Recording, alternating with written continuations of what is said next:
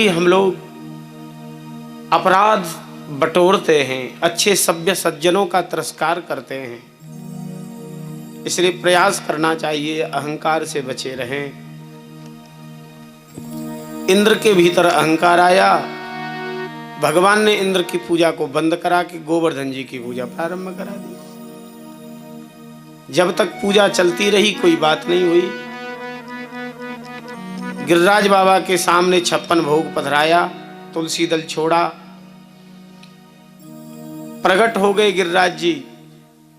प्रेमियों की प्रेममय वस्तुओं को उनसे मांग मांग करके पाने लग गए।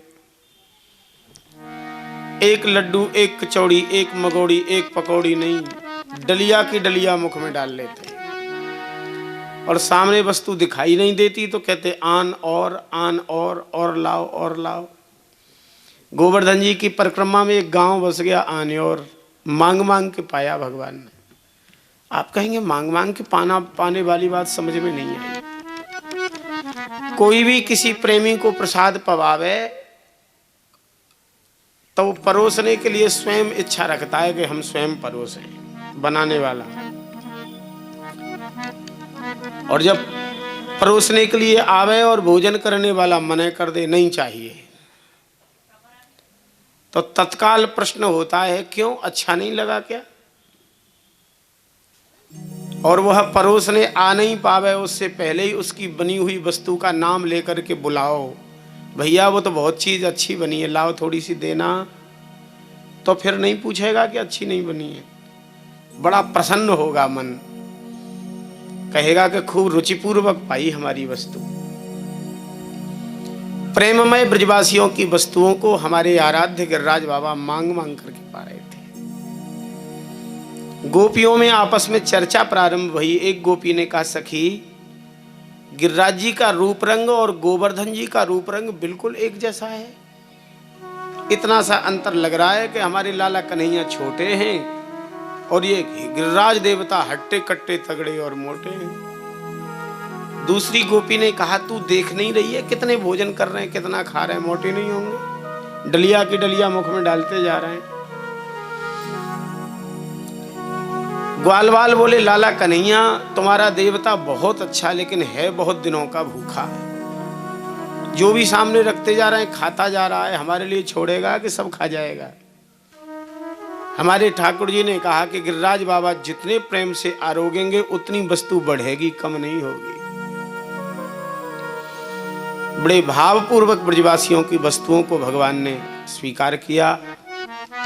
ब्रजवासियों ने आरती उतारी, मंत्र पुष्पांजलि की, हाथ जोड़ के श्री कृष्ण से पूछा, कन्हैया आगे की पूजा कैसे होगी बताइए? क्योंकि गिरिराज जी के पूजन की पंडागिरी भगवान स्वयं कर रहे थे।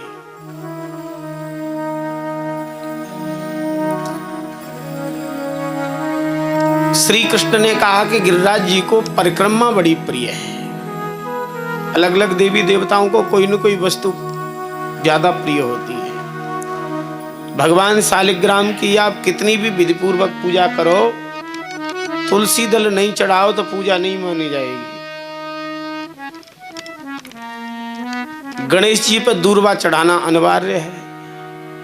वैसे ही हमारे गोवर्धन जाओ तो परिक्रमा बड़ी प्रिय है गोवर्धन जी को। परिक्रमा की विधि क्या है श्री कृष्ण ग्वाल वालों ने पूछा। तो भगवान ने कहा, परिक्रमा पहले दूध चढ़ाओ, फिर गिरिराज जी को साष्टांग प्रणाम करो, लोट करके कीर्तन करते हुए, जप करते हुए, गिरिराज जी का स्मरण करते हुए परिक्रमा करो। अच्छा, वर्तमान में परिक्रमा की बड़ी भीड़ होने लग गई। गोवर्धन में बहुत जाते हैं परिक्रमा। क्षेत्र क्षेत्र के, गांव गांव के इष्ट मित्र परिवार सब इकट्ठे होकर गिरिराज जी जाते हैं। गोवर्धन में आश्रम होने के कारण कई बार वहां रुकते हैं लोग, लौट के आते हैं तो हम कई बार पूछ लेते हैं, हो गई परिक्रमा? अरे बोले महाराज जी आज तो बड़ी जल्दी हो गई। हमने कहा वो कैसे? बोले परिवार के एक संग बात करते चले गए और पता ही नहीं चला हमें तो कितनी जल्दी हो गई। तो हमने कहा भले आदमी बात तो अपने घर में ही कर लेते, या गिरिराज जी में ही बात करने को समय मिला तुम्हें? यहाँ तो राम राम करते हुए परिक्रमा करनी चाहिए। अच्छा, बहुत से लोग परिक्रमा भी करते जाएंगे और उनका मोबाइल फोन कान में ही लगा रहेगा, बात ही करते जाएंगे पागलों की तरह, अकेले ही अकेले। ये विधि परिक्रमा की नहीं है। भगवान नाम का स्मरण करते हुए, गिरिराज जी की दिव्य छटा का दर्शन करते हुए, और बीच बीच में छटा तेरी तीन लोक ते न्यारी है, श्री गोवर्धन महाराज गाते भये परिक्रमा करो, बहुत सुख मिलेगा। निवेदन करें आप सबको, गिरिराज जी प्रत्यक्ष देवता हैं इस कलयुग में, सब कुछ बदल सकता है। मूर्ति आदि की प्राण प्रतिष्ठा तो विप्रों के द्वारा, कारीगर के द्वारा निर्मित मूर्ति और उसके बाद विप्रों के मंत्रों के द्वारा प्रतिष्ठित होते हैं।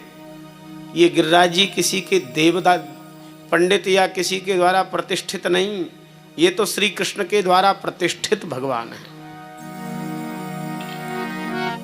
जिनकी पूजा भगवान श्री कृष्ण ने अपने हाथ से की वही गिरिराज जी हैं, प्रत्यक्ष देवता हैं। मन की कोई भी कामना हृदय में हो तो गिरिराज जी के चरणों में जाके कहना। बड़े भाव से ब्रजवासी कीर्तन करते हुए परिक्रमा कर रहे थे। देवराज इंद्र ने झांक करके देखा कि हमारे तो नाम भी नहीं लिया जा रहा है। आज पूजन हुआ, जय जयकार हुई, परिक्रमा हो रही है, श्री कृष्ण ने मेरी पूजा रोक दी। इसका दुष्परिणाम तो इन ब्रजवासियों को झेलना पड़ेगा। सांबर्तक नाम के मेघों को बुला करके घोषणा कर दी, इतनी जलधाराएं गिराओ ब्रज में, ब्रज की एक चींटी जीवित बचे ही नहीं। मोटी मोटी बूंद नहीं गिर रही थी, जल की धारा गिर रही थी। फट जाए पूरी भूमि, खुद जाए ब्रजमंडल और जा मिले बह करके समुद्र में। दिन का समय था, काली काली घटाओं ने घेरा, ठंडी हवाएं चलने लग गईं, दिन में रात्रि जैसी हो गई। ब्रजवासी थरथर कांपने लग गए। कन्हैया, हमने पहले ही कहा था नाराज हो जाएगा कंस, अब नाराज हो गया, क्या करें? भगवान ने कहा, क्यों घबरा रहे हो, तेरो सब संकट मिट जाए, तू पूजा करी गोवर्धन की, तू पूजा करी गोवर्धन की, परिक्रमा करी मेरे गिरवर की, तेरो जन्म मरण मिट जाए, तू पूजा करी गोवर्धन की। भगवान ने कहा, हाथ जोड़ो ब्रजवासियों, सब मिल प्रणाम पहले कीजे, गिरिराज हृदय में धर लीजे, चलो मन में प्रेम बढ़ाए, हो बढ़ाए, इच्छा पूर्ण होवे मन की, तेरो सब संकट मिट जाए, मिट जाए, तू पूजा करी गोवर्धन की। संपूर्ण संकटों को मिटा देंगे गोवर्धन महाराज। स्मरण करो न गिरिराज जी का। सभी ब्रजवासियों ने हाथ जोड़ के गिरिराज जी की स्तुति की। भगवान ने कहा कि अपनी उपयुक्त सामग्री जो जो मौजूद हो सब गिरिराज जी की तरहेटी में ले जाओ, अभी गिरिराज बाबा सबकी रक्षा करेंगे। भगवान ने एक गुफा में प्रवेश किया। सुखदेव जी कहते हैं, दधार लीलया कृष्ण छत्राकमिव बालक। जैसी खेली खेल में कोई बालक छत्राक को उठावे। छत्राक जानते? बरसात के समय सूखी लकड़ी आदि पड़ी हुए, वहां रंग बिरंगे छाते जैसे पैदा होते हैं, छत्ता जैसे। देखें कभी? कहीं कहीं की भाषा में उनको कुकुरमुत्ता कहते हैं। यहाँ क्या कहते हैं बुंदेलखंड में? हैं? यहाँ भी कुकुरमुत्ता कहते हैं, लेकिन ये कुकुरमुत्ता शब्द सही नहीं है। अर्थ अगर करो तो कुत्ता के मूतने पर जो पैदा होए वो कुकुरमुत्ता। भाई यही तो अर्थ हुआ कि नहीं? लेकिन आपने देखा है कि नहीं? हमने देखा है पेड़ के ऊपर भी कई बार वो पैदा हो जाता है। वहां कहां से पहुंच गया भैया कुत्ता? भारी हल्के होते हैं, छोटे छोटे बच्चों का खेल होता है। आप लोगों में से खेले हैं कि नहीं पता नहीं, लेकिन हम तो खेले हैं बचपन में। उनको उखाड़ लेते हैं बच्चे और कहेंगे देखो मेरा छाता पीला है, वो कहेगा तेरा छाता नीला है। रंग बिरंगे होते हैं। और कोई कोई तो छाता को उखाड़ने के चक्कर में हाथ लगाते हैं, दोनों का एक संग हाथ लगा और टूट जाता है, बिखर जाते हैं बेचारे। भारी कोमल होते हैं, छूने से बिखर जाते हैं। इतने हल्के होते हैं, भारी। 7 कोस के गोवर्धन महाराज को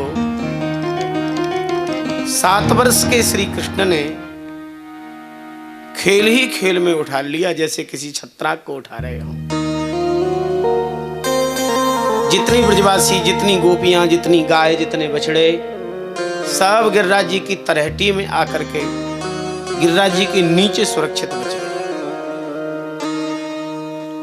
काली काली घटाएं गरज रही हैं और जलधाराएं गिरा रही हैं, लेकिन ब्रजवासियों का कुछ बिगड़ ही नहीं रहा है, क्योंकि गिरिराज जी छत्ते की जगह पर लगे थे। 84 कोस ब्रजमंडल के लोग 7 कोस के नीचे सुरक्षित बच जाएं, ये भी भगवान की योग माया का ही प्रभाव था, नहीं तो कहां संभव था। और एक निवेदन करें, आप बरसात हो रही हो खूब घनघोर, आपके पास छाता हो तो आप छाता लगाओगे कि नहीं? तो छाता लगाने से पूरे तो नहीं बचोगे भीगने से, सिर बच जाएगा, आधा शरीर बच जाएगा, लेकिन इधर उधर की पौछारें आएंगी तो पैर तो भीग ही जाएंगे। कदाचित पौछार वाला नहीं होगा तो पानी बह करके पैरों में तो आ ही जाएगा, कहां से रोकोगे उसे? तो गोवर्धन महाराज छाते की जगह पे तो हमारे कन्हैया ने लगा लिए। फिर ऊपर की बारिश का पानी बह करके नीचे तो भरना चाहिए कि नहीं, लेकिन आया ही नहीं एक बूंद पानी। आप कहेंगे क्यों? भगवान ने अपने सुदर्शन चक्र को नियुक्त कर दिया। खूब तेरी तेजी से सब सुदर्शन चक्र घूम रहे थे और जो भी जलधाराएं गिरती उन्हें बाष्पीकरण करके वापस भेज देते। दूसरे दिन ग्वालवाल बोले कन्हैया बहुत वजन है गोवर्धन में, तू थक गयो होएगो, हमने अपनी अपनी लठिया लगा के रोक लें गोवर्धन जी। श्री कृष्ण ने कहा ग्वालवालो तुम्हारी लठिया पर गिरिराज जी रुकने वाले नहीं हैं। मनसुका ने कहा कन्हैया तुझे अभिमान कब से आ गया?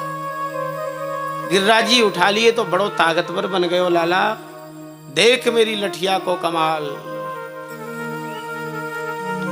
सबने लगा ली लठिया तो भगवान ने कहा नहीं मान रहे हो तो ठीक है, संभालना, मैं हटा रहा हूं अपनी उंगली। जैसे ही उंगली हटाई चट्टपट्ट सबकी लठिया टूट गई। अरे रोकियो कन्हैया, नहीं तो हम सब दब जाएंगे, बहुत भारी वजन है कन्हैया। भगवान ने कहा हमने पहले ही कही ना, तुम्हारी लठिया पे गोवर्धन नहीं रुक सकते, ये तो हमारी ही हिम्मत मानो जो गिरिराज जी को हमने रोक रखा है। इधर ग्वाल वालों ने कहा, नंद बाबा ने गर्गाचार्य जी से पूछा, हे संत भगवान ऐसा कोई साधन उपाय बताओ जो मेरे लाला कन्हैया में गिरिराज जी उठाने पर थकावट न हो। गर्गाचार्य जी ने कहा श्रेष्ठतम उपाय बता रहे हैं, वृषभानु नंदिनी श्री किशोरी राधा रानी का दिव्य सिंहासन लगा दो, इनके ठीक सामने टकटकी लगा के गोवर्धन महाराज श्री गिरिराज जी श्री कृष्ण राधा रानी को देखें और राधा रानी श्री कृष्ण को देखें, परस्पर दो चकोर दो चंदा, इनमें थकावट ही नहीं होगी। फिर क्या था, तत्काल किशोरी राधा रानी का दिव्य सिंहासन लगा, टकटकी लगा के निहार रही हैं किशोरी जी अपने प्रियतम को।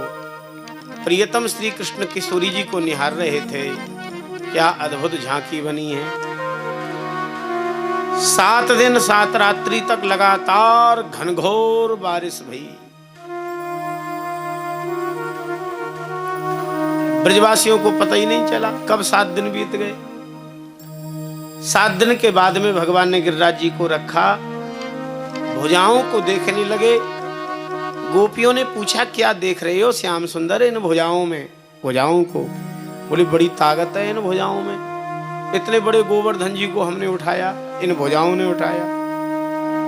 गोपियों ने कहा कन्हैया आपको अपने भक्त के भीतर अभिमान पसंद नहीं है तो हमें आपके भीतर अभिमान पसंद कैसे होगा?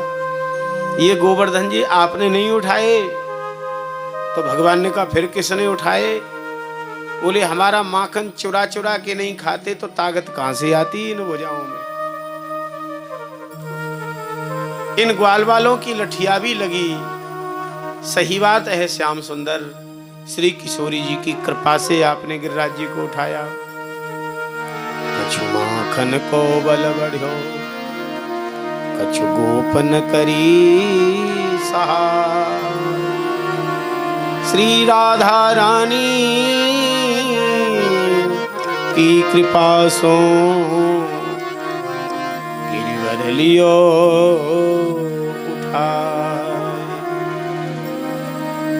कुछ माखन मिश्री की ताकत, कुछ ग्वाल वालों की लठिया का सहयोग और कृपा श्री राधा रानी की थी, तब गिरिराज जी आपने उठाए।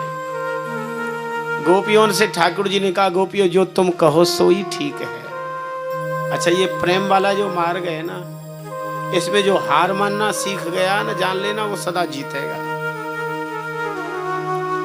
इसमें जो अकड़ू स्वभाव के लोग होते हैं ना, मूंछ पर ताव देने वाले, हम कैसे पीछे रहेंगे, हम किस बात में कम हैं, वो प्रेम वाले जगत में बेचारे हार जाते हैं, टूट जाते हैं, प्रेमी संग छोड़ देता है। और जो कहें प्रेमी के सामने विनम्र होकर के मेरे प्रेमास्पद तुम जीते रहो सदा, तुम सदा सदा मुझसे जीतो, मैं तुमसे सदा हारूं। बताओ हार मानने वाले को प्रेमी कभी छोड़ेगा क्या? ये प्रेम वाला रास्ता जो है बहुत अद्भुत है। अर्थ धर्म काम मोक्ष इन चारों पुरुषार्थों से भी श्रेष्ठ प्रेम पुरुषार्थ है। इस प्रेम पुरुषार्थ को हमारे प्रियतम ठाकुर जी जानते हैं। प्रीति की रीति रंगीलो ही जाने, के जाने वृषभानु नंदनी, के जाने ये सांवरिकारो। हमारे कन्हैया के अलावा प्रीति की रीति को कौन जानता है? नीति प्रीति परमार्थ स्वार्थ कौन समझानी यथार्थ। इधर ग्वाल वालों में चर्चा चली। क्व सप्ताहायनो बालक क्व महाद्री विदारणम ततोनो जायते शंका ब्रजनाथ तवात्मजे। हे नंद बाबा ये आपके पुत्र हो ही नहीं सकते। 7 दिन तक 7 कोस के गोवर्धन को 7 दिन 7 रात्रि तक 7 साल की उम्र में उठाना ये बालकों का काम है क्या? नहीं नहीं, ये तो भगवान है भगवान। नंद बाबा ने कहा एक तो मेरे श्री कृष्ण ने तुम सबके प्राण बचाए और अब तुम हमारे लाला के ऊपर संदेह कर रहे हो कि मेरा लाला ही नहीं है। जन्म कुंडली उठा के ले आए हैं और पढ़ पढ़ करके बाँच बाँच के सुनाने लग गए हैं। तस्मानंद कुमारोयम नारायण समो गुणै श्रिया कीर्त्यानुभावेन तत्कर्म सुन विस्मय। हे नंद बाबा, गर्गाचार्य जी की लिखी हुई वाक्य है, ये आपका बेटा आपका लाला नारायण के समान गुण वाला होगा। श्री गुण कीर्ति अनुभावादि गुण नारायण से भी ज्यादा होंगे। तो जब नारायण के समान गुण वाले हैं तो गोवर्धन पर्वत को उठाना कौन बड़ी बात है? अवसर पाया। देवराज इंद्र ने देखा ब्रज की एक चींटी का भी नुकसान नहीं हुआ। त्रिभुवन के मालिक परमात्मा श्री कृष्ण का मैंने विरोध किया, ये बहुत बड़ी भूल हो गई। बुद्धिमान इंद्र ने सोचा श्री कृष्ण मेरे ऊपर तो अभी कुपित हैं, ब्रज में गौ की आराधना, गाय की आराधना करने के लिए आए हैं, क्यों न मैं सुरभि गाय को भेज दूं इनके सामने। आपको किसी व्यक्ति के ऊपर भारी क्रोध आ रहा हो, वह व्यक्ति आपके सामने आ जाए तो बोलो गुस्सा बढ़ेगा कि घटेगा? जिसके ऊपर गुस्सा आ रहा है वो सामने आ जाए और गुस्सा बढ़ जाएगा। व्यक्ति भारी गुस्सा में हो किसी के ऊपर, उस समय उसके भारी प्रेमी व्यक्ति को भेज दो उसके सामने, जिससे बहुत प्रेम करता है, बोलो गुस्सा कम हो जाएगा कि नहीं? अब जब उसका गुस्सा कम हो जाए तो वह व्यक्ति भी आके हाथ जोड़ ले जिसके ऊपर नाराज थे आप, तो फिर उतना ज्यादा गुस्सा नहीं किया जाएगा। और वैसे भी जो गुस्सा आदि है ना, ये आवेग हैं, आवेग सदा नहीं रह सकते। इसलिए क्रोध करने वाले को आवेग रोकने का प्रयास करना चाहिए। थोड़ी देर आवेग रुक गया तो बन गया काम, फिर क्या जय जय है। और आवेग में बह गए तो बना बनाया काम कब बिगड़ जाए इसका कोई पता नहीं है। ये कथा इसीलिए नहीं सुनी जाती कि हमें पुण्य मिल रहा है। ज्यादातर लोग ये सोचते हैं कि श्री मुरारी लाल अग्रवाल जी ने सब चारों धाम कर लिए, अपनी सब बेटियों के विवाह हो गए, अब कुछ बचा ही नहीं तो चलो एक पुण्य और कर लो भागवत का। तो ये तो पुण्य कर रहे हैं भगवत कृपा से, और आप लोग भी पुण्य कर रहे हो। ऐसा नहीं है कि भागवत से पुण्य नहीं मिलता, पुण्य तो मिलता है, लेकिन कथा सुन करके समय समय पर कथा की सुनी हुई बातों को अपने जीवन में अनुभव करना चाहिए, ढालना चाहिए, घटाना चाहिए। ऐसा व्यास जी ने कहा था, तब कथा लाभ करेगी। गुस्सा आवे तो थोड़ी देर के लिए प्रयास करना उसको रोकने का, फिर देखना कितना सुख मिलेगा, आनंद मिलेगा। हमारे श्री कृष्ण के पास में सुरभि गाय को भेज दिया। सुरभि गाय ने आकर के भगवान का दूध से अभिषेक किया। अभिषेक का दूध बह करके कुंड में एकत्रित हुआ जिसका नाम गोविंद कुंड हुआ। दूसरी धारा एकत्रित हुई जिसका नाम सुरभि कुंड हुआ। सुरभि गाय ने कहा कि भगवान, देवराज इंद्र देवताओं का मालिक भले ही हो जाए, गायों का मालिक नहीं। गायों को प्रसन्न करने वाले तो आप ही गोविंद हैं। जिस गोविंद कुंड का निर्माण हुआ उसकी बड़ी महिमा है पुराणों में।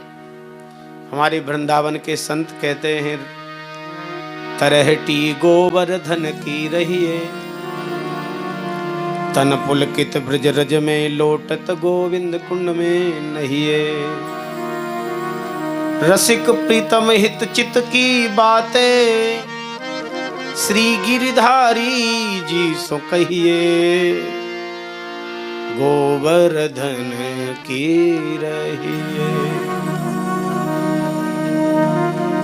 रसिक प्रीतम हित चित की बातें श्री गिरधारी जी सो, कितनी अच्छी बात है। अपने मन की कोई बात हो ना तो हमारे ठाकुर जी के कान में सुनाना। अच्छा, संसार की ऊंच नीच, ऊपर नीच, कोई भी दुख की बात या सुख की बात संसारियों को सुनाओगे ना तो सामने तो कुछ नहीं कहेंगे, बाद में तो आनंद लेंगे। जैसा कर रहा है वैसा ही भरेगा, बहुत बुरा किया था ना, अब देखो हो रहा है। इसीलिए संसार के लोगों के सामने अपनी बात सुनाने से कोई फायदा नहीं है। अपनी कोई सुख दुख की बात होए ना तो अपने ठाकुर से कहना, कितना सुख मिलेगा, कितना आनंद मिलेगा। भगवान तो सुरभि गौ के सामने आनंदित थे। उसी समय अवसर पाकर के इंद्र आ गए, लौट करके भगवान के चरणों में साष्टांग प्रणाम किया। पिता गुरुस्त्वं जगतामधीशो दुरत्ययः काल उपात्तदण्ड हिताय स्वेच्छा तनुभिः समीहसे मानं विधुन्वन् जगदीशमानिना। आप मेरे पिता हो, आप मेरे गुरु हो, आप अनेक अनेक ब्रह्मांडों के मालिक हो, मैं आपकी शरण में हूं। शरण शब्द से भगवान को भारी प्रेम है। चाहे जितना कोई अपराध करने वाला आ जाए भर शरण में,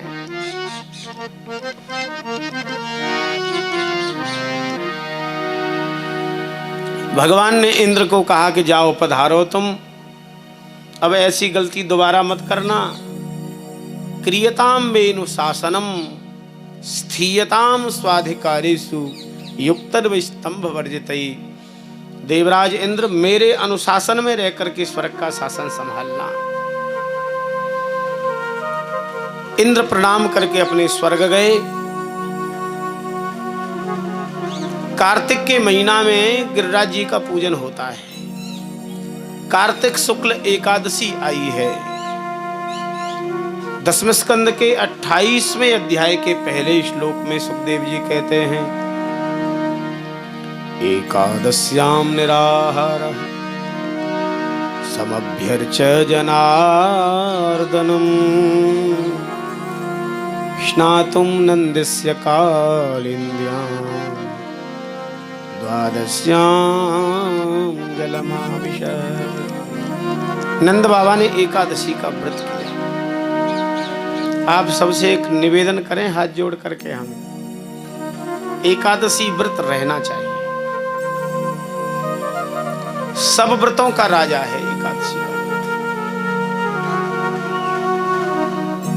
बहुत से लोग सप्ताह में कई दिन रह जाते हैं, सोमवार भी रहेंगे, मंगलवार भी रह जाएंगे, फिर गुरुवार भी रह जाएंगे, फिर संतोषी मैया चली आएंगी शुक्रवार को, फिर बोले शनिदेव बहुत परेशान कर रहे हैं महाराज क्या करें, फिर कहेंगे सूर्य भगवान का व्रत बताया है बिना नमकमाला रविवार को। अरे भैया तुमने 7 दिन व्रत के बता दिए, एकादशी का नहीं बताया। अच्छा, और व्रतों को रहोगे तो पुण्य तो मिलता है, इसमें कोई संदेह नहीं है, लेकिन व्रत न रहने पर पाप नहीं लगता। एकादशी का व्रत तो ऐसा व्रत है जो एकादशी को अन्न खाने से पाप लगता है। आप कहेंगे महाराज कथा बताओ, ऐसे नहीं मानेंगे आपकी बात, थोड़ा ध्यान से सुनना। अन्न देवता ब्रह्मा जी के पास गए। अन्न को देवता मानते हो कि नहीं? कहते हैं ना अन्न देवता। अन्न देवता ने ब्रह्मा जी से कहा महाराज मैं बड़ा परेशान हूं। ब्रह्मा जी ने कहा क्यों? बोले लोग मुझे खाए चले जा रहे हैं। सुबह से ही खाना चालू होता है, लोगों का मुंह ही बंद नहीं होता है रात तक। सुबह नाश्ता किया, मध्याह्न में भोजन किया, और जब चाय आई तो 2 बिस्कुट संग में खा लिए। कितना खाते हैं लोग, गजब कर दिया भैया लोगों ने। हम लोगों से भी डॉक्टर कहता है महाराज लंबे समय आप लोग भूखे रहते हैं तो ये ठीक नहीं है, सुबह ही सुबह खा लिया करो। तो भले आदमी सुबह सुबह खाने से भजन कैसे होगा भाई? खाली पेट थोड़ा सा ठीक रहता है भगवान का ध्यान आदि बनने में, करने में, जपने में। तो खाने पे लोगों का बड़ा भारी ध्यान है। समय पे खाओ, अमुक अमुक चीज खाओ, उससे फिट बने रहोगे, पेट नहीं निकलेगा, मोटे नहीं होगे, वजन नहीं बढ़ेगा, वजन कम नहीं होगा। इन बातों पे बड़ा विचार है इस समय। कुछ डॉक्टर तो महाराज केवल इसी बात की फीस लेते हैं, वो यही बताते हैं किस समय क्या खाओ आप और कितनी मात्रा में खाओ। खाने पर जोर है। अन्न देवता ने कहा कि महाराज मुझे कैसे भी बचाओ आप लोगों से, एक आध दिन तो राहत मिले, विश्राम मिले मुझे। ब्रह्मा जी ने कहा अन्न देवता मत घबराओ, तुम्हें एकादशी के दिन विश्राम मिलेगा। वो कैसे भगवान? बोले अन्न देवता तुम्हारे भीतर पाप निवास करेगा, जो एकादशी को अन्न खाएगा वो पाप को ही खाएगा। इसलिए अन्न नहीं खाना चाहिए एकादशी को दिन, पाप रहता है उसके भीतर।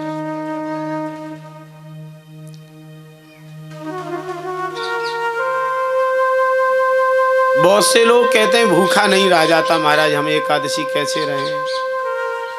बहुत से लोग कहते हैं हमें तो शुगर है, डॉक्टर ने कह दिया है भूखे नहीं रहना। तो निवेदन करें आप सबसे, अन्न ही खाने की चीज थोड़ी है, सो बहुत सी चीज ऐसी हैं जो अन्न में नहीं आती। उसको खा के पेट भर लो ना, दूध पी लो, दही खा लो, लौकी आदि की सब्जी बना लो, नमक भी निषिद्ध नहीं है एकादशी के व्रत में। तो एक बार से काम नहीं चले तो 2 बार खा लो फलाहार, लेकिन अन्न मत खाओ। एक घटना बताएं आपको बड़ी विचित्र सी। संत नामदेव जी महाराज एकादशी का व्रत करते थे। नामदेव जी का नाम सुना है आप लोगों ने? बहुत सुंदर चरित्र है। नामदेव जी इतनी श्रेष्ठ भक्त हुए कि उनको 7 वर्ष की आयु में भगवान ने प्रत्यक्ष दर्शन दिया। प्रत्यक्ष उनके हाथ से दूध पिया। कथा बड़ी विचित्र है, थोड़ी ध्यान से सुनना। नामदेव जी के नाना जी थे वामदेव जी, उनकी एक बेटी थी, पत्नी उनकी पधार गई। छोटी बेटी थी, बड़े मुश्किल से पालन कर रहे थे उसका। भगवान का मंदिर था घर में, ये शादी विवाह का समय था। सजी धजी बारात बैंड बाजे के संग निकलती दरवाजे के सामने से। तो छोटी बच्ची अपने पिता से पूछती, बाबूजी ये क्या है? तो वामदेव जी अपनी बेटी से कहते, बेटी ये बारात है, ये घोड़ा पे बैठा ये दूल्हा है। 10-20 बार ऐसे पूछा तो वो छोटी बच्ची ने मचल करके कहा कि सबका दूल्हा है तो मेरा दूल्हा कब आएगा? और बहुत छोटी उम्र की बच्ची थी। इतना सुनते ही वामदेव जी रो पड़े। इसकी माँ भी नहीं रही, कैसे समझाऊं मैं कि तेरा दूल्हा कब आएगा? छोटी बच्ची मचल गई, मैं अपने दूल्हा को देखना चाहती हूँ। मुश्किल से 2.5 से 3 साढ़े 3 साल की उम्र। वामदेव जी ने उस बच्ची का हाथ पकड़ा और मंदिर के भीतर ले जाए के भगवान दिखा दिए। बोले ये तेरे दूल्हा है, देख ले ये। अब छोटी बच्ची हृदय की इतनी निर्मल थी, क्या उसने श्री कृष्ण पांडुरंग को अपना दूल्हा मान लिया, अपना पति मान लिया। प्रेम करने लग गई उनसे, दिन रात उनसे प्रेम करती। धीरे धीरे भगवान की ऐसी लीला बढ़ी कि श्री कृष्ण प्रकट होकर के उसे दर्शन देने लग गए, लीलाएं होने लग गई। समय बीतता गया, बच्ची की युवावस्था आई। एक दिन उस बच्ची ने हाथ जोड़ के भगवान से कहा कि आप मेरे प्रियतम हो। संसार में कोई भी पत्नी अपने पति से संतान की कामना करती है। कभी कभी मेरे मन में भी आता है, मेरे तो पति आप ही हैं। भगवान इनके भोली बातों को सुन के हंसने लग गए और कहा, देवी हमारा तुम्हारा संबंध दिव्य संबंध है, भौतिक नहीं है। तुम संतान की कामना करोगी, मेरे संकल्प मात्र से पूरा ब्रह्मांड प्रकट होता है, तो मैं पुत्र भी दे दूंगा। बोले नहीं, जैसे मां जन्म देती है वैसे ही मैं संतान को, धर्मनिष्ठ संतान को जन्म देना चाहती हूं। भगवान हंसने लग गए। बोले तेरी बड़ी निंदा होगी, उससे बदनामी होगी तुम्हारे पिता और तुम्हारी। उस बच्ची ने हाथ जोड़ करके कहा कि प्रियतम, मैंने सर्वस्व आपको अर्पित किया है, अब रही बदनामी की तो मुझे डर है किसी से क्या? लगन तुमसे लगा बैठे, जो होगा देखा जाएगा। परिणाम को भक्त डरता ही नहीं है बिल्कुल। हुआ भी कुछ भगवान की लीला ऐसी ही। कुछ दिन के बाद में हमारे भगवान ने कृपा की, और वो बच्ची के गर्भवती होने के लक्षण दिखना चालू हो गए। अब तो महाराज गांव में, क्षेत्र भर में भारी चर्चाएं। देखो तो वामदेव ने सयानी हो गई, बेटी का विवाह नहीं किया, मुंह काला हो गया। बहुत चर्चाएं जब बढ़ी तो वामदेव जी ने अपनी बेटी से बड़े प्रेम से पूछा, बेटी तेरी मां भी नहीं है, मैं कैसे पूछूं तुझसे, क्या कहूं मैं? बदनामी बहुत हो रही है, मैं सुन नहीं पा रहा हूं। उस बच्ची ने हाथ जोड़ करके कहा, पिताजी आप मेरे ऊपर संदेह करते हो? संसार में पिता अपनी पुत्री का हाथ अपने दामाद के हाथ में देता है, इसको पाणि ग्रहण करते हैं। पाणिम गृहणस्व पाणिना, ऐसा वाक्य बोला जाता है। आपने मेरा हाथ भगवान के हाथ में दे दिया था, तब वो मेरे पति भये कि नहीं? मेरा पाणि ग्रहण तो भगवान से हो गया। और जब पाणि ग्रहण हो जाता है तो संतान तो उत्पन्न होती ही है।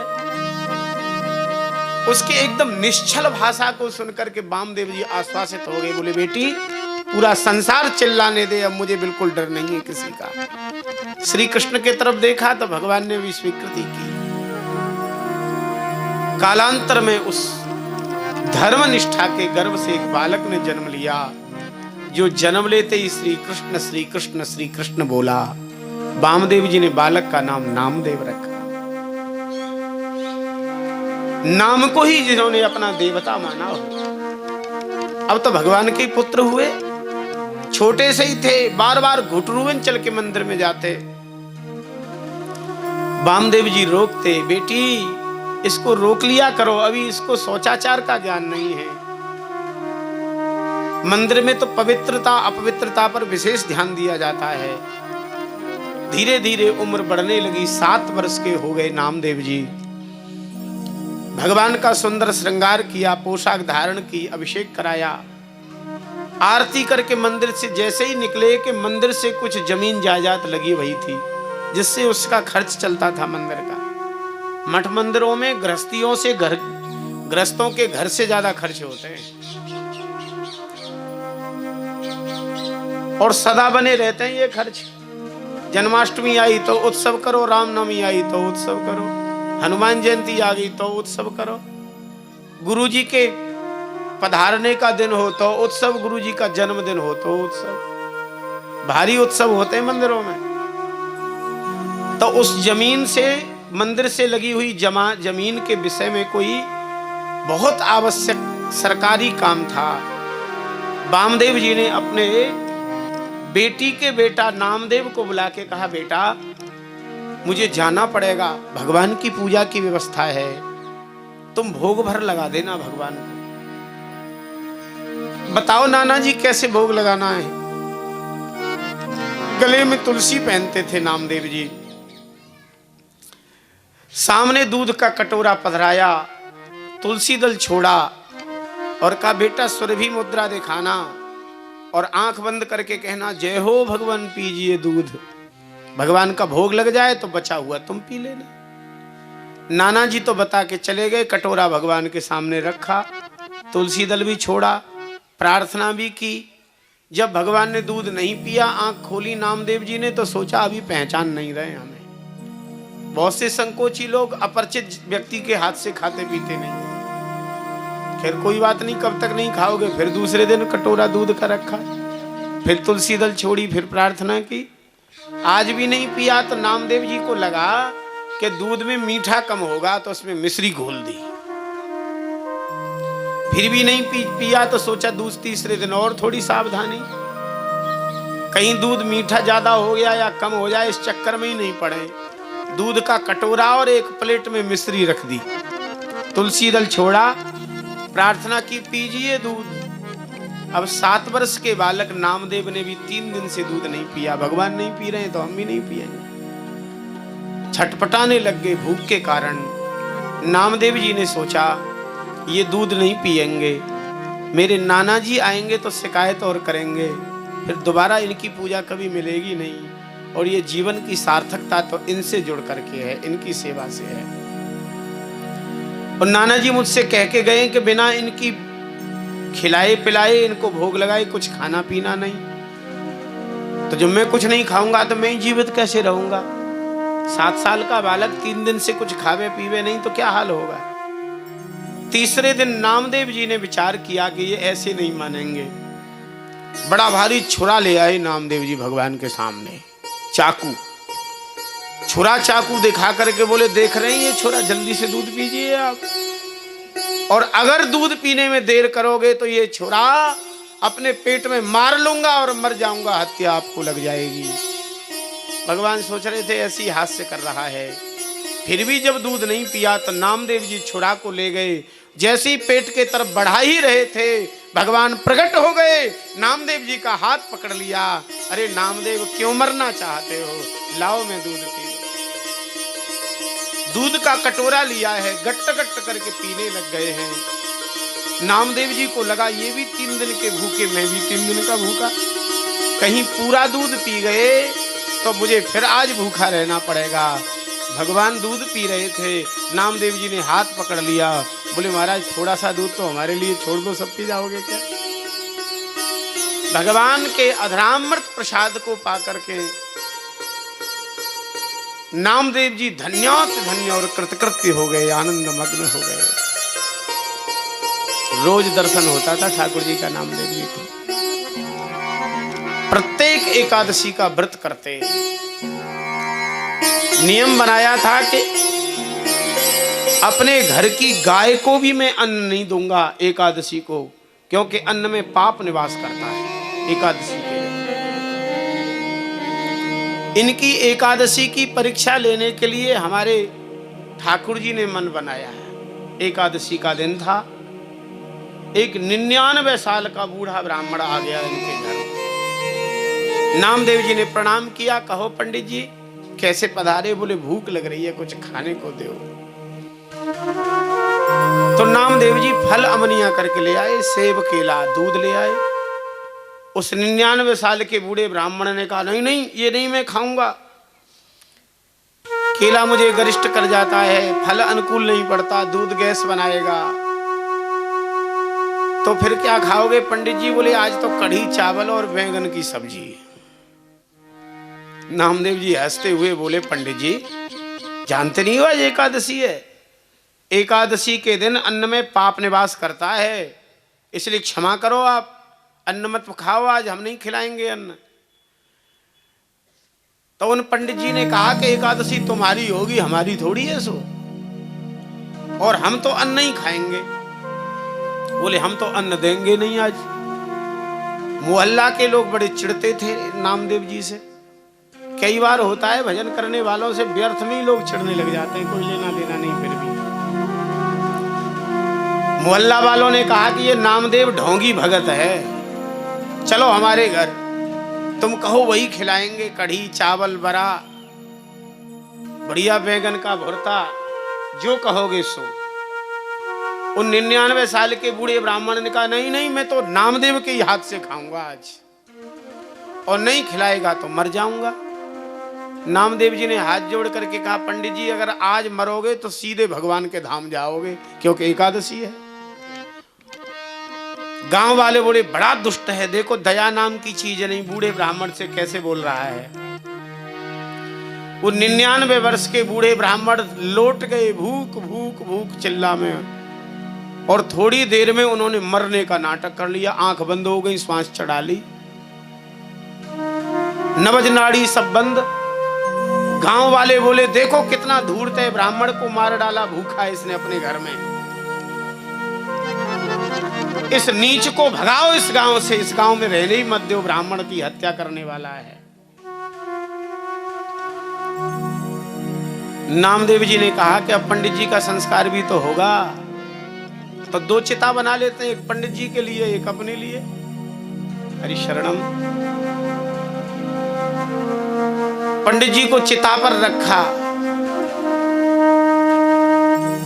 स्वयं चिता पे बैठना चाहते थे, और कहा गांव वालों से जैसी आग लगाओ। आग लगाने के लिए तैयार हुए, तब तक दिव्य तेज प्रकट हुआ। वहां कोई ब्राह्मण नहीं था, वहां तो साक्षात भगवान ही थे। नामदेव जी को उठा करके हृदय से लगा लिया और कहा, नामदेव तुम्हारी एकादशी की निष्ठा को मैं जान गया। हरिशरणम रहना चाहिए एकादशी का व्रत। हरिशरणम आइए भैया।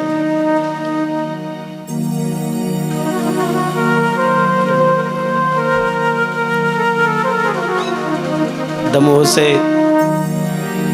बड़े अच्छे रामायण के वक्ता नामनिष्ठ श्री नीलमणि भैया जी, हम सोच ही रहे थे कि भैया शायद कहीं व्यस्त होंगे अभी। श्री राम जय राम जय जय राम, श्री राम जय राम जय जय राम, श्री राम जय राम जय जय राम, श्री राम जय राम जय जय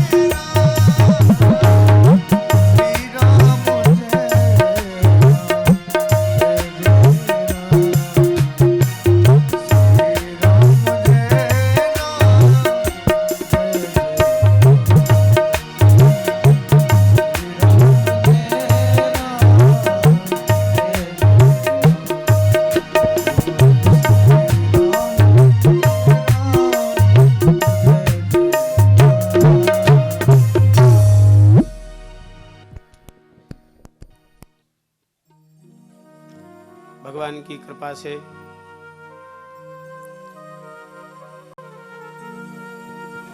भगवत प्रेमियों के आवागमन का खूब तारतम्य बना हुआ है। पूज्य गोरेलाल वाले महाराज जी, श्री महंत श्री सीताराम दास जी महाराज, गड़ा कोटा वाले महंत जी, और आज भैया का भी दर्शन हो गया। तो 28वें अध्याय की हम लोग चर्चा कर रहे हैं। एकादश्याम निराहारः समभ्यर्चत जनार्दनम स्नातुम नंदस्य कालिंद्याम द्वादश्याम जलमाविशत। नंद बाबा भगवान के पिता होने का सौभाग्य उनको प्राप्त है, फिर भी प्रत्येक एकादशी का निष्ठापूर्वक व्रत करते हैं। रहना चाहिए एकादशी।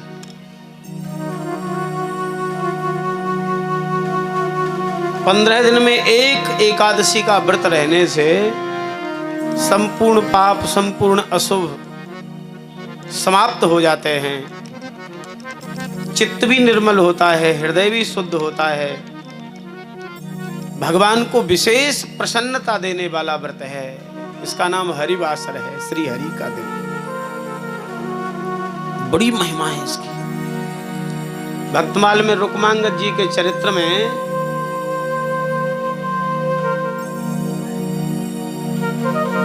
अयोध्या के राजा रुक्मांगद महाराज के बगीचे के फूलों को चुरा करके अप्सराएं ले जाया करती थीं। माली को जब डांट पड़ी तो माली ने रात में जग करके प्रयास किया कि फूलों के चोर का पता करूं।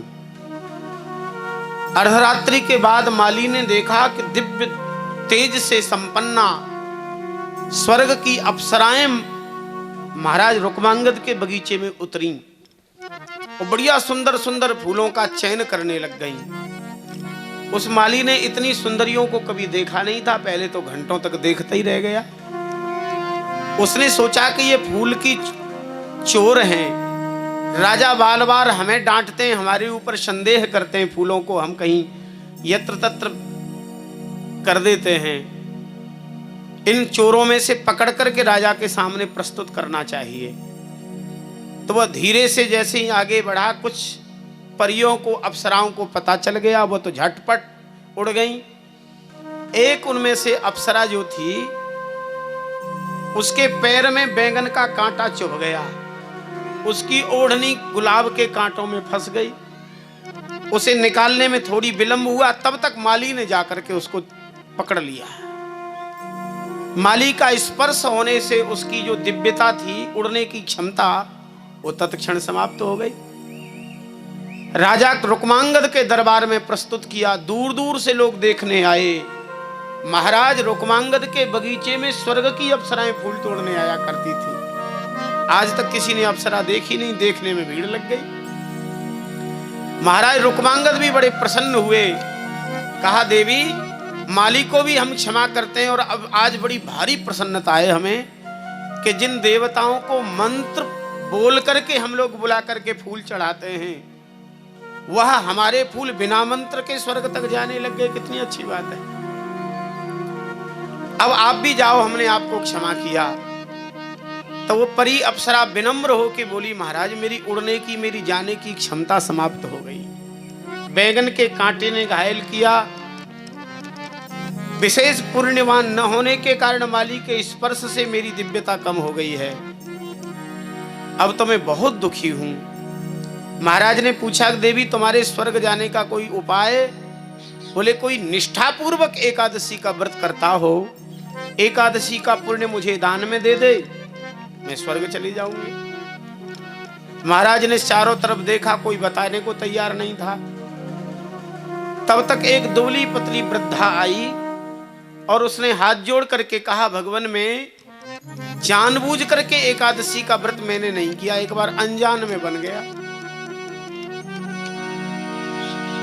एक सेठ जी के घर में मैं दासी हूं, मुझसे गलती हुई।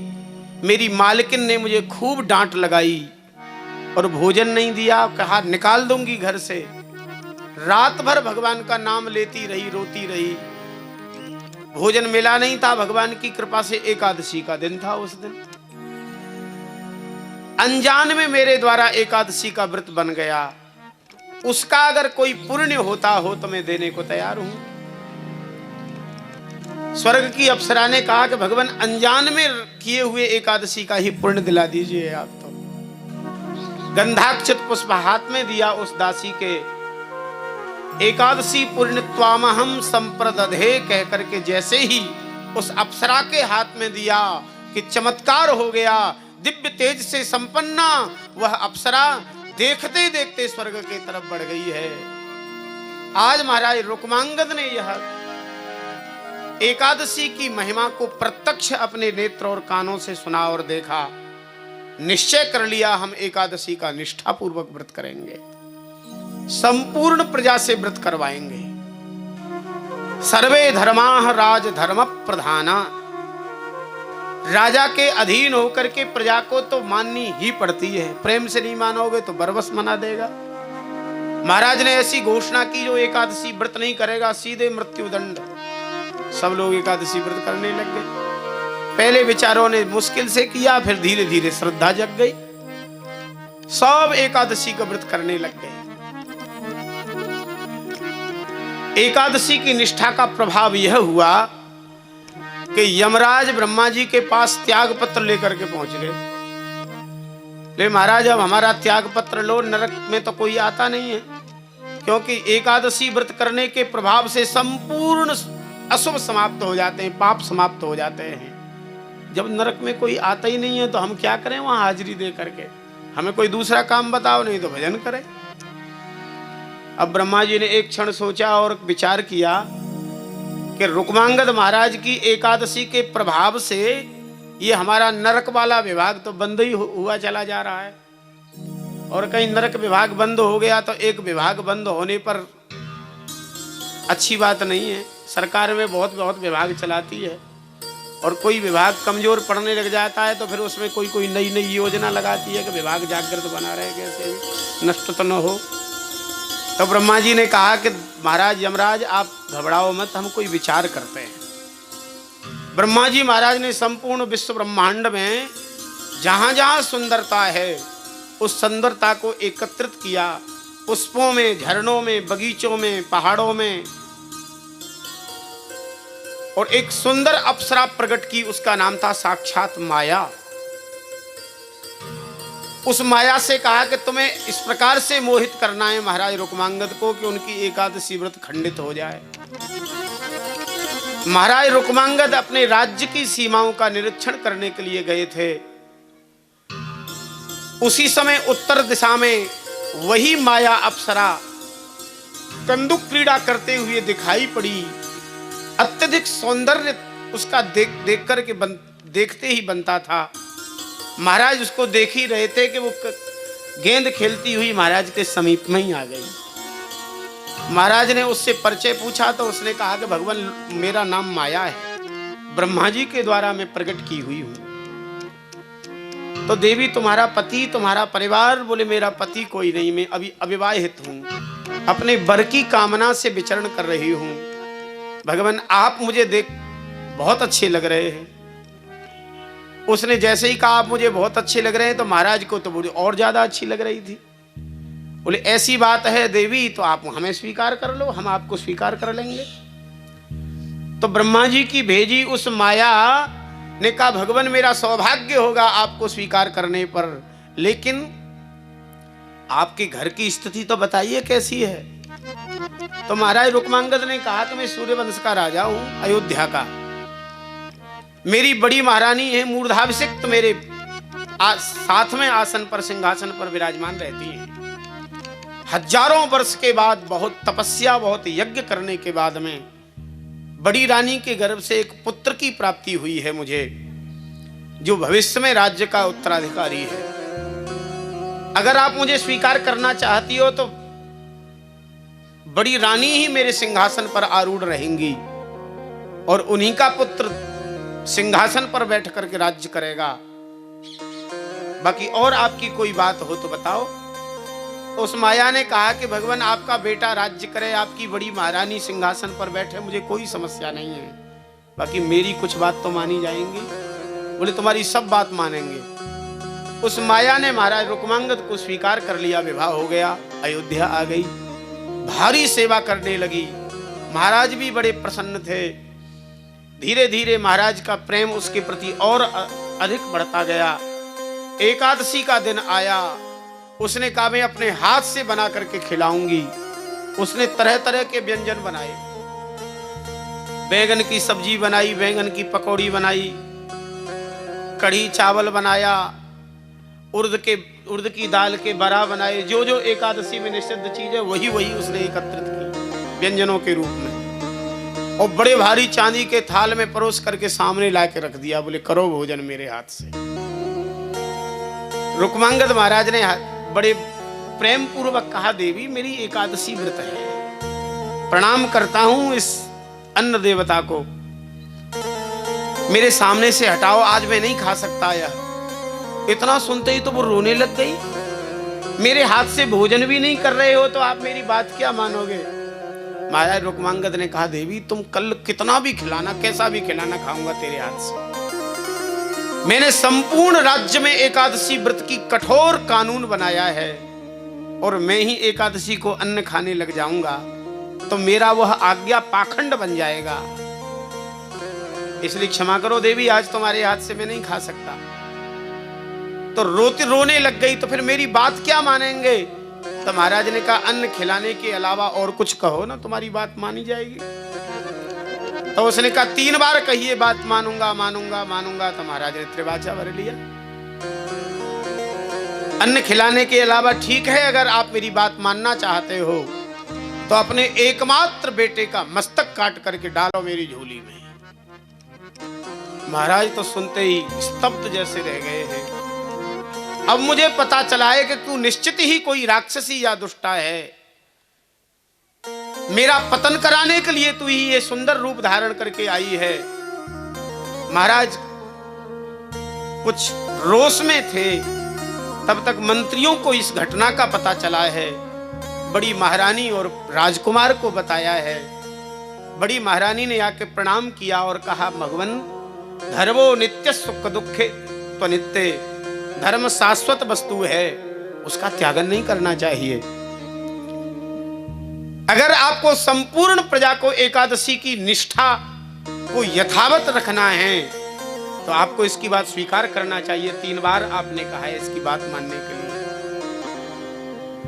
आप मेरा संकोच कर रहे हो कि मेरा पुत्र है तो मैं आपको इससे निश्चिंत करती हूं, मैं कुछ भी नहीं कहूंगी, आप अपने धर्म की सुरक्षा करें। प्रणाम करते हैं महाराज रुक्मांगद के एकमात्र उन बेटे को। बेटे ने साष्टांग प्रणाम करके पिता से कहा, पिताजी अपने धर्म की रक्षार्थ पुत्र मोह का त्यागन कर दो, आप उठाओ तलवार और काट दो मेरा मस्तक और डाल दो इसकी झोली में। आपको अपने धर्म की सुरक्षा के लिए पुत्र के मोह को त्यागना चाहिए। मंत्री भी सब इन्हीं बातों को कहने लगे हैं। दीर्घकालिक उपायों के बाद में एकमात्र पुत्र की प्राप्ति हुई और उसका गला कैसे काटूं। लेकिन जब सब एकजुट होकर कहने लगे हैं तो महाराज रुक्मांगद ने अपने हृदय को कठोर किया। एकादशी व्रत संपूर्ण प्रजा यथावत करती रहे, निष्ठा बनी रहे, इस बात को ध्यान में रखते हुए उन्होंने तलवार उठाई है और जैसे ही पुत्र का मस्तक काटना ही चाहते थे कि उस माया के रूप में साक्षात ब्रह्मा प्रकट हो गए, भगवान नारायण प्रकट हो गए हैं, वो स्त्री तो गायब हो गई है। हे महाराज रुक्मांगद, हम तुम्हारी एकादशी निष्ठा से बहुत प्रसन्न हैं, तुम्हारी परीक्षा लेने के लिए हम आए थे। संपूर्ण प्रजा के सहित आप भगवत धाम के अधिकारी हो गए हो। वैष्णवों की 3 निष्ठाएं हैं। उन वैष्णवों की 3 निष्ठाओं को प्रत्येक वैष्णव को निष्ठापूर्वक पालन करना चाहिए। भगवान नाम की निष्ठा है, चलते फिरते उठते बैठते अहर्निश जिह्वा पे भगवान नाम बना रहे। तुलसी की निष्ठा द्वितीय निष्ठा है, अखंड गले में तुलसी भगवान की बनी रहे। सिकते सिकते च लभते बाज मेद फलम मुने।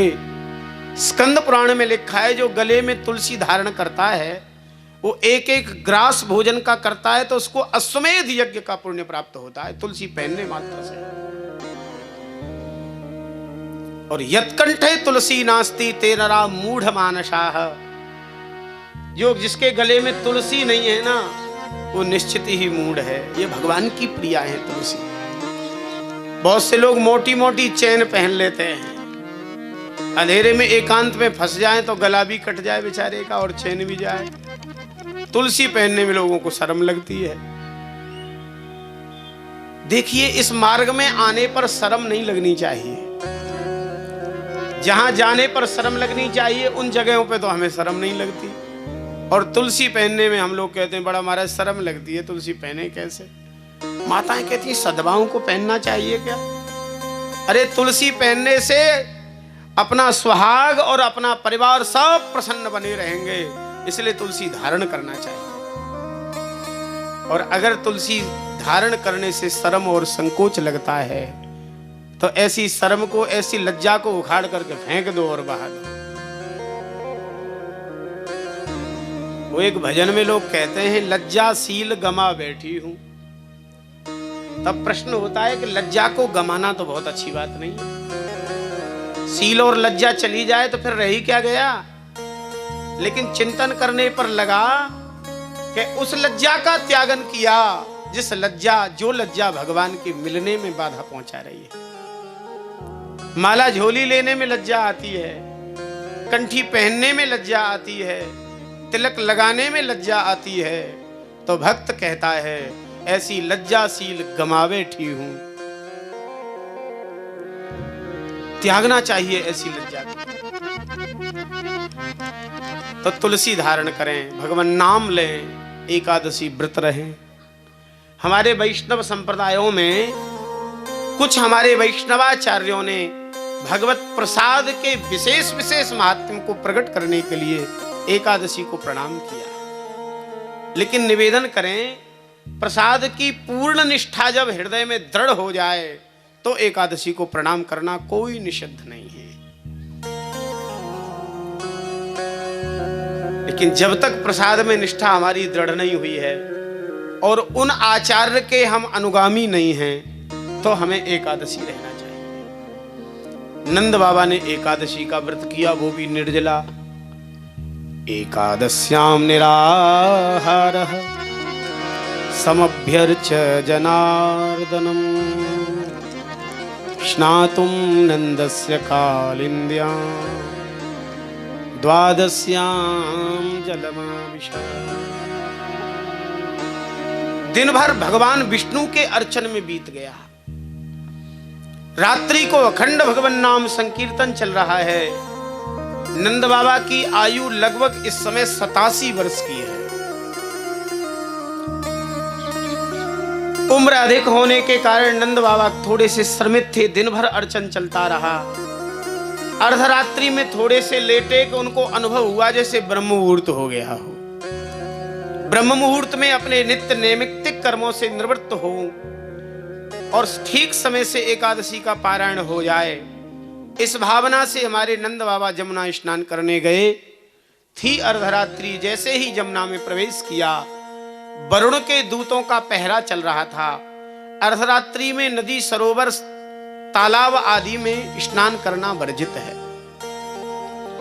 वरुण देवता के दूत नंद बाबा को पकड़ करके वरुण लोक ले गए। प्रातः काल जब हुआ, बाबा खोज करने पर भी न मिले। जमुना किनारे बाबा के वस्त्रों को देखा। जमुना में प्रवेश करने के पदचिन्ह बने हुए थे। ब्रजवासियों ने अनुमान लगाया कि जमुना में कहीं डूब तो नहीं गए। गोताखोर ब्रजवासी कूद गए। घंटों तक नंद बाबा के शरीर को खोजने लगे, लेकिन जमुना में नहीं मिला तो और शोक मनाने लग गए। निश्चित ही कोई मगरमच्छ तिमिंगल नंद बाबा को निगल गया होगा। पूरे ब्रज में भारी रुदन हो रहा था। अपने प्राण प्यारे ब्रजवासियों को दुखी देख करके हमारे आराध्य श्री कृष्ण ने कहा, रो मत ब्रजवासियों, अभी मैं बाबा को लेके आता हूं। ऐसा कह के हमारे ठाकुर जी ने जमुना में प्रवेश किया और सीधे वरुण लोक पहुंचे। सुखदेव जी कहते हैं, परीक्षित वरुण देवता ने देखते ही दौड़ पड़ा भगवान के चरणों को मैं साष्टांग करने के लिए। हाथ जोड़ करके वरुण देवता ने कहा, तत् दर्शन महोत्सव। हे श्री कृष्ण, आपके दर्शन से आज मेरे हृदय में और मेरे लोक में उत्सव होने लग गया। हमारे जीवन का श्रेष्ठतम उत्सव वही होगा जब इन्हीं नेत्रों के सामने हमारे प्रत्यक्ष प्रियतम भगवान खड़े हो। जान लेना, जीवन का सर्वोत्तम उत्सव हो गया। अद्यमेन्द्र वृतो देहो अद्यैवार्तोदिगत प्रभो त्वत्पाद भाजौ भगवन् मापुः पारमध्वनः। मेरा शरीर धारण करना सफल हो गया, मेरा लोक पवित्र हो गया। हे नाथ, इस शरीर धारण करने की सफलता इसी में है। खूब आपका भजन हो और आप इसी शरीर से आप प्राप्त हो जाएं। और ये वास्तव में भगवान की प्राप्ति का एकमात्र साधन है, इसका और कोई उपयोग नहीं है। और अन्य भी शरीर तो हैं, लेकिन मनुष्य शरीर की महिमा इसीलिए ज्यादा है कि इस शरीर से प्राप्त किया जा सकता है। समय आने पर भी, समय रहते रहते ही प्राप्त करने का प्रयास करना चाहिए। अजानता मामकेन मूढ़ेना कार्य वेदिना आनीतोयम तब पिता तद भवान क्षन्तुमर्हति। मेरे सेवकों ने बहुत बड़ी गलती की, आपके पूज्य पिताजी को ले आए, लेकिन मेरे सेवकों की गलती मेरे लिए लाभप्रद सिद्ध हो गई। आपके पिताजी को नहीं लाते तो आपके चरण कमल मेरे लोक में नहीं आते। इनके तरफ से मैं क्षमा मांगता हूं आपसे भगवान। नंद बाबा दूर बैठे बैठे टुकुर मुकुर देख रहे थे। मेरे छोटो सो छोरा लाला और इतनो लंब तड़ंगो, इतनो सुंदर सो देवता चरणन में साष्टांग लोट लोट के प्रणाम कर रहे हो है, संस्कृत में स्तुति कर रहे हो है। मोकू तो ऐसो लगे मेरे लाला को सब कोई माने, सब कोई जाने और सब कोई मेरे लाला को आदर सम्मान करे। श्री कृष्ण ने कहा कि वरुण देवता विलंब मत करो। ब्रजवासी जमुना किनारे प्रतीक्षा कर रहे हैं। हमने भी विलंब किया तो जमुना में कूद के कहीं वह भी अपने प्राण न दे दें। बेशकीमती वस्त्राभूषणों से नंद बाबा और श्री कृष्ण को सुसज्जित किया, चरण धोए, आरती उतारी और भगवान को विदा किया। नंद बाबा को लेकर के हमारे आराध्य जमुना के जल से प्रकट हुए। जैसे कोई जमीन पे चले वैसे चल के आ रहे थे। दूर खड़े ब्रजवासियों ने कहा, अरे भैया, लाला कन्हैया ने, बाबा ने कौन सी सिद्धि कर ली, ये तो पानी के ऊपर चल के आ रहे हैं। जैसे ही जमुना के बाहर आए तो दौड़ पड़े ब्रजवासी नंद बाबा को छूने के लिए। चमचमाते हुए बेशकीमती आभूषण और वस्त्रों को देखा। छू करके देखा तो आश्चर्यता, वस्त्र गीले भी नहीं थे। ग्वाल वाल बोले बाबा तू तो अभी जमुना से निकलो है, तेरे वस्त्र सूखे कैसे हैं, तू कहां चले गए हो? कोई कोई ब्रजवासी तो कह रहे थे बाबा तू कहां जाए के मर गए हो, हमें तो तेरी बड़ी याद सताई, तेरी याद में हम तो भारी रोने लग गए, देख हमारी तो आंख लाल है गई। नंद बाबा ने बड़े भाव में भर के कहा ब्रजवासियों, मेरे लाला की महिमा तो मैंने आज देखी है। आज वरुण लोक का मालिक वरुण देवता साष्टांग प्रणाम कर रहा था मेरे लाला के चरणों में। लगता है मेरे लाला का तो सब कोई सम्मान करता है। इतना सुनते ही ग्वाल वालों ने छोड़ दिया बाबा को और लिपट गए श्री कृष्ण से। कन्हैया आपने अपने बाबा को दिव्य लोक अच्छो लोक दिखाओ, हमें भी तो दिखाओ, हम भी तो तुम्हारे सखा हैं ना। भगवान